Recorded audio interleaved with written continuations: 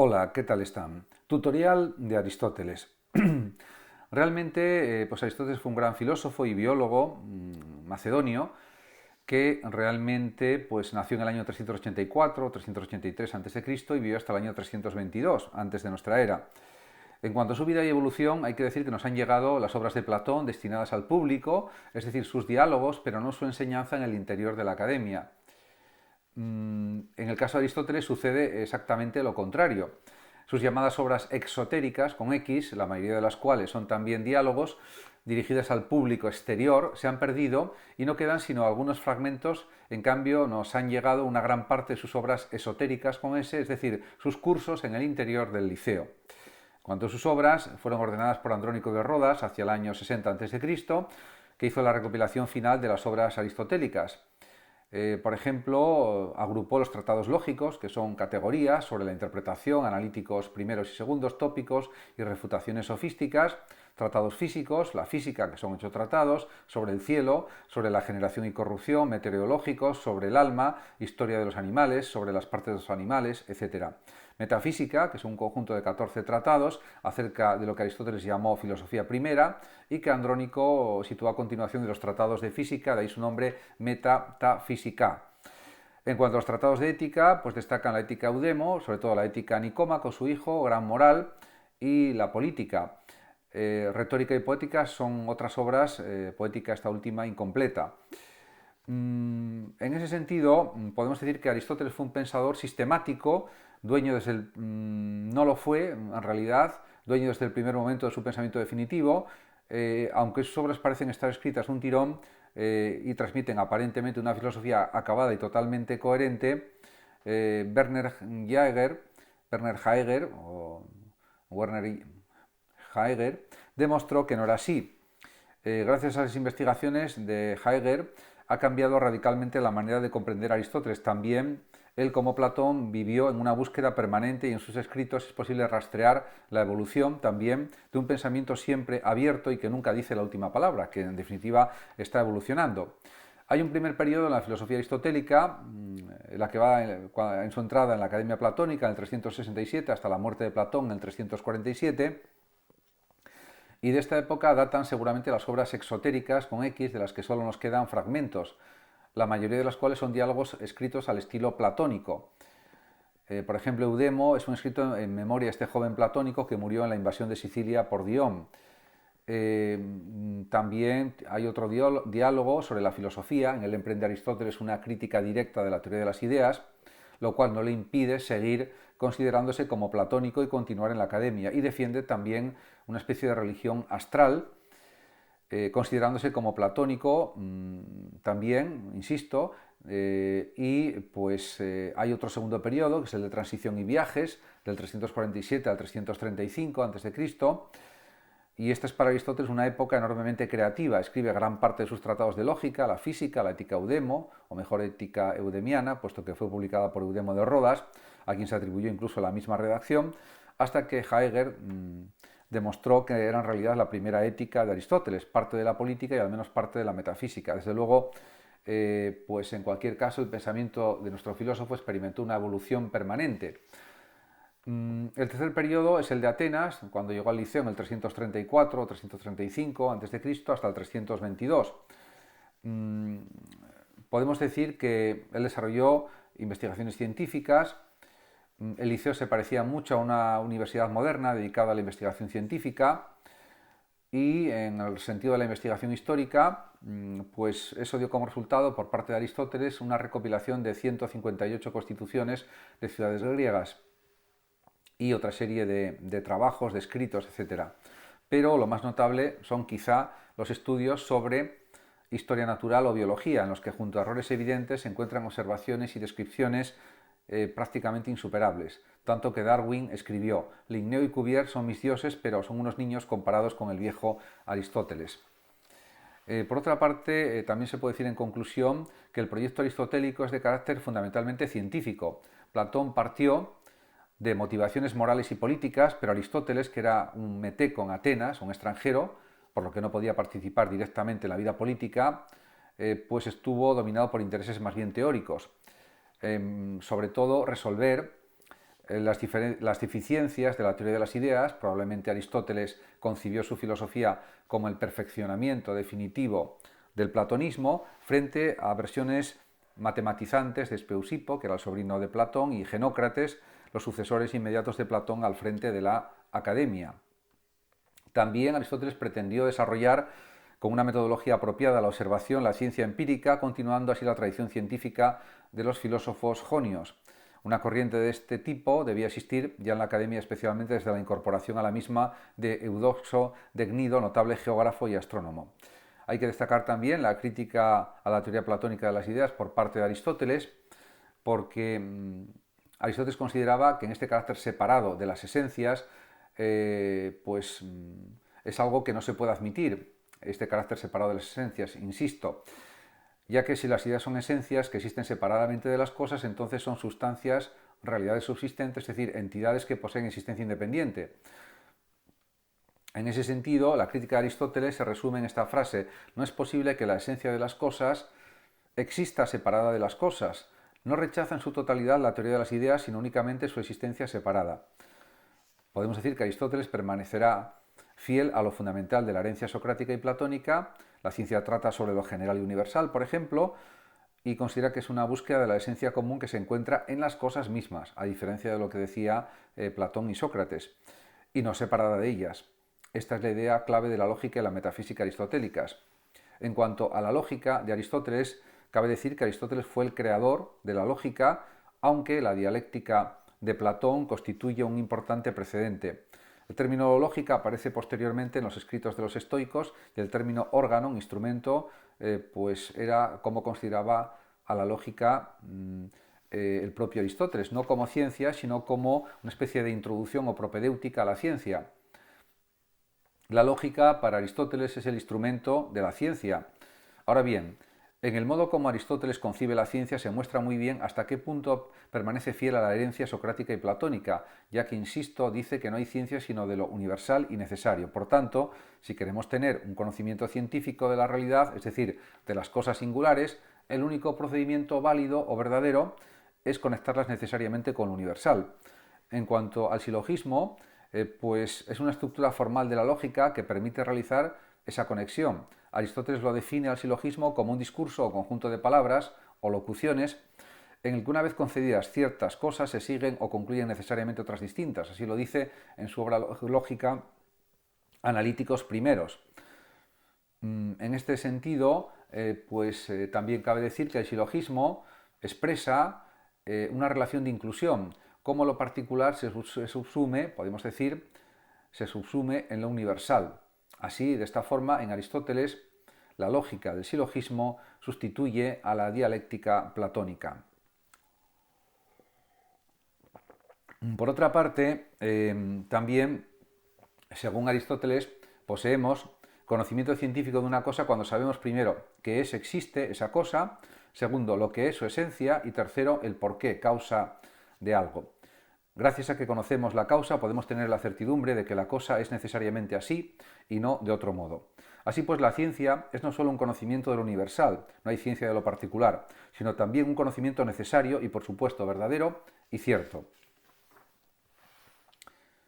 Un conocimiento de este tipo solo se consigue por vía de demostración, desde la perspectiva aristotélica, y la demostración no es sino un silogismo científico, según dice Aristóteles. Es decir, no todo silogismo produce un conocimiento científico, sino únicamente aquel que se apoya en premisas que son verdaderas, primarias, inmediatas, mejor conocidas que la conclusión y anteriores a ella, y causas de la conclusión.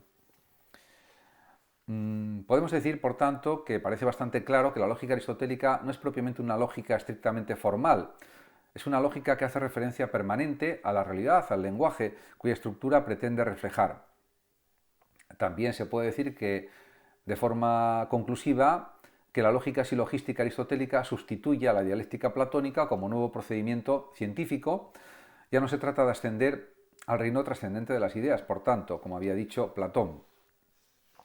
Aristóteles también afirma la unidad del ser, y para Aristóteles hay formas de ser, pero todas ellas se refieren a una forma primordial, se podría decir, al ser propiamente dicho, la sustancia. Además, la sustancia no es única, existen muchas sustancias, muchos seres, por tanto, muchas sustancias primeras. Y por otra parte también está la sustancia en el ser propiamente dicho. Distingue, por tanto, Aristóteles entre sustancias primeras, el individuo concreto, Sócrates, por ejemplo, y sustancias segundas, la especie y el género, hombre, animal. En este sentido, la sustancia primera para Aristóteles es lo verdaderamente real, la sustancia en sentido estricto, ella es el sujeto último en el que tienen su existencia la especie y el género, e igualmente la esencia y la forma. Por eso se dice que la sustancia primera subyace a todas las cosas. En cuanto a la materia y la forma, pues Aristóteles afirma un hilemorfismo. Podemos señalar que la sustancia primera es lo que deviene, lo que se desarrolla, lo que está sometido a un proceso de perfeccionamiento o crecimiento. Es un ser precario, sujeto de nacer y perecer. Para explicar este hecho, Aristóteles sostiene que la sustancia, es decir, el individuo concreto, es un compuesto sinolon de materia, hilé y forma morfé. La forma, para Aristóteles, es la esencia de la cosa. La sustancia segunda, en cambio, la especie y es eterna. Pero no existe sino en la materia, forma embebida en la materia, dice el propio Aristóteles. Evidentemente, Aristóteles confiere una clara prioridad a la forma. En efecto, la forma es al mismo tiempo, primero, la esencia de una cosa, es decir, lo que algo es, y en segundo lugar, la naturaleza, el principio inmanente de actividad, como se verá más adelante. Solo la forma es definible y cognoscible, y es lo común a toda la especie, y dos, por lo que posee un carácter supraindividual, preexiste al individuo. En cuanto a la potencia y el acto, la teoría de la potencia y el acto de Aristóteles nos dice el propio pensador, el propio Stagirita, que es una generalización de la teoría de la materia y la forma, y quizá la más importante aportación aristotélica, sin duda, puede ser a la filosofía occidental.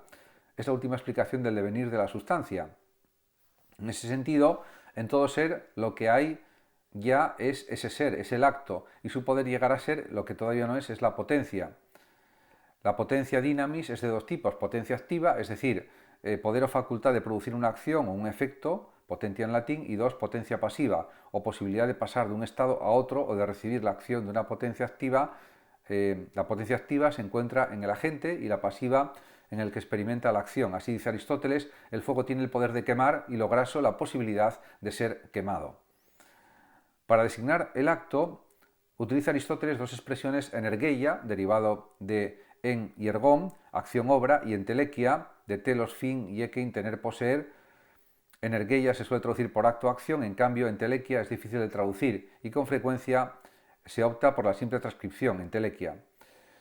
En este sentido, podemos decir también que potencia y acto y materia forman, o potencia y acto y materia forma, constituyen estructuras paralelas. La materia, en efecto, eso está en potencia pasiva de la forma, y la forma es lo que actualiza la materia. La perfecciona y confiere al ser su potencia activa para obrar. La materia, por tanto, está en potencia porque tiende hacia la forma, y cuando está en acto es porque posee su forma. La forma es acto. En ese sentido, ello no quiere decir que se reconstruya el mundo de las ideas de Platón. Esas formas puras son sustancias individuales, son los dioses que mueven el universo. Pero entonces la metafísica se convierte en teología y conduce a la física. Podemos decir que la teoría de las cuatro causas es otra de las teorías principales de Aristóteles. Las causas son pues las siguientes para el Stagirita: causa material, por ejemplo el bronce del que está hecha la estatua; causa formal, la forma de la estatua; causa motriz o eficiente, el escultor; y causa final, adornar un templo. Pero Aristóteles habla la mayoría de las veces como biólogo, y por eso afirma que el fin y el motor se reducen a la forma. Es ella quien mueve al ser vivo desde dentro como naturaleza, y su perfeccionamiento como entelequia es la finalidad de la vida. De nuevo, por tanto, la prioridad absoluta de la forma. En cuanto al movimiento, diríamos que considera que hay varias clases de movimiento, metabolé.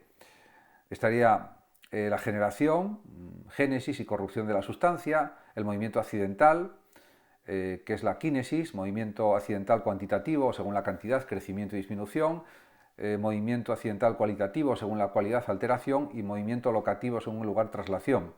El movimiento para Aristóteles solo puede explicarse a partir de tres principios: el sujeto, hipokeimenon, la forma y la privación de la forma; y el movimiento también para él es el acto o entelequia de lo que está en potencia en cuanto que está en potencia.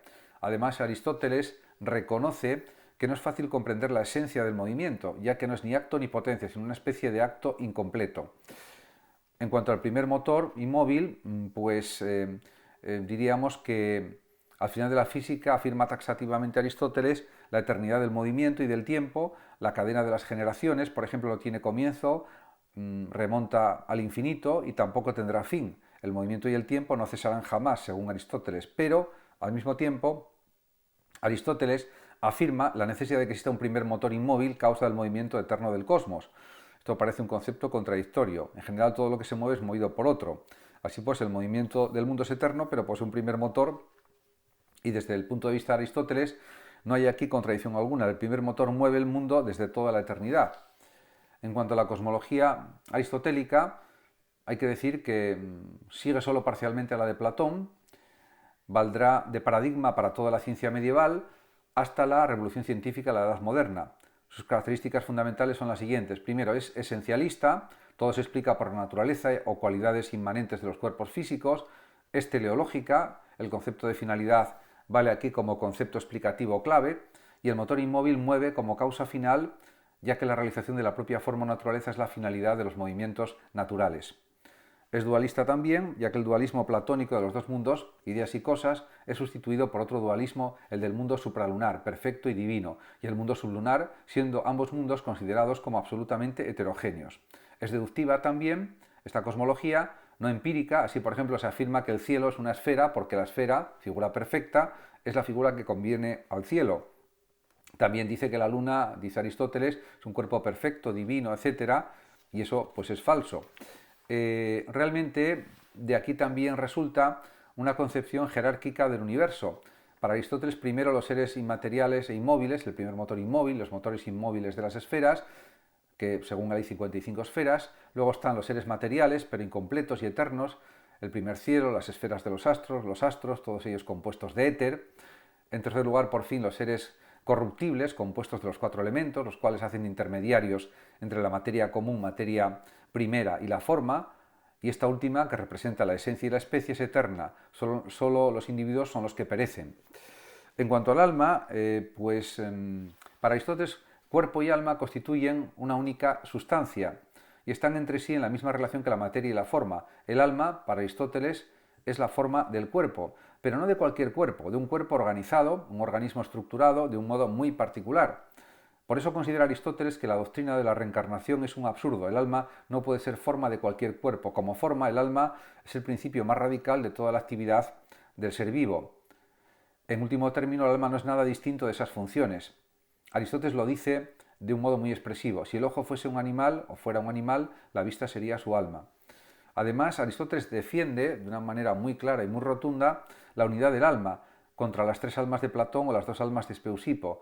Por ello no se localiza en ninguna parte especial del cuerpo, sino que está presente en todo el cuerpo. Y no es el alma la que siente o piensa, sino todo el hombre gracias al alma, afirmación de la total unidad del ser vivo en alma y cuerpo, ¿se entiende? Además, la doctrina aristotélica supone evidentemente la negación absoluta de la inmortalidad del alma humana y por tanto, del alma humana individual me refiero, y por tanto la adopción de un punto de vista más frecuente en aquella época, de la que se apartaban únicamente los pitagóricos y Platón. Además, Aristóteles afirma que hay una función del alma, el intelecto agente, sobre el que se hablará más tarde, o hablaremos más tarde, que es algo separado, inmortal y eterno, pero eso sería un intelecto agente colectivo de toda la humanidad, con lo cual eso nos serviría como alma individual inmortal, y que parece estar en contradicción con el resto del tratado sobre el alma, y que todavía sigue siendo un quebradero de cabeza para los intérpretes. Incluso Alejandro de Afrodisia, en el siglo III después de Cristo, lo identificó a este intelecto agente con Dios, y Avicena con la razón divina inmanente en el hombre, pero ambas interpretaciones parecen totalmente ajenas al pensamiento aristotélico. En cuanto a la teoría del conocimiento de Aristóteles, pues él considera que hay que partir de una postura totalmente empirista, muy en consonancia con los intereses de su última época. En ese sentido, todo el conocimiento entra por la experiencia. En consecuencia, repito, el conocimiento no tiene más objeto que las cosas mismas de este mundo, y todo conocimiento empieza por la sensación y se continúa por el pensamiento, desde la perspectiva aristotélica. En este sentido, pues el pensamiento o los sentidos también son facultades de lo individual, y el entendimiento nous es la facultad que piensa lo universal El ojo ve a Sócrates, el entendimiento de la gente piensa en el hombre, la forma o esencia universal hombre, etc. Por tanto, es preciso partir de la sensación o de las sensaciones y, acumulando experiencias, llegar por inducción a la esencia universal común hombre, por ejemplo. Para ello, la imaginación o fantasía y sus imágenes son una ayuda imprescindible. La imaginación se encuentra entre la sensación y el pensamiento. Por eso dice Aristóteles que el alma no puede pensar sin imágenes, sino que piensa las formas en las imágenes. Es en las formas sensibles donde existen las formas inteligibles. Por ello, en ausencia de toda sensación, no es posible conocer ni comprender nada, y la actividad del entendimiento debe ir siempre acompañada de imágenes, dice el propio Aristóteles. En cuanto a la ética aristotélica es un eudemonismo, es decir, es una ética de la felicidad, pero es también una ética de la virtud, de la bondad, ya que este es el medio por excelencia para alcanzar la felicidad. En este sentido, pues podemos decir que la opinión de Aristóteles es que la felicidad no necesita de ningún bien exterior, sino que se basta a sí misma. Se puede decir que la felicidad para él consiste en el ejercicio perfecto de la actividad propia del hombre, del mismo modo que el bien y la felicidad del músico es tocar bien la flauta. Esta actividad es sin duda la actividad del alma, y para que sea perfecta debe ir acompañada por todas las virtudes.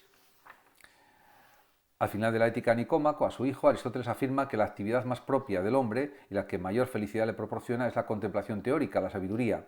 De este modo, el empirismo ético conduce a Aristóteles a una postura ecléctica. La felicidad consiste en unir sabiamente la virtud, la contemplación y los bienes exteriores.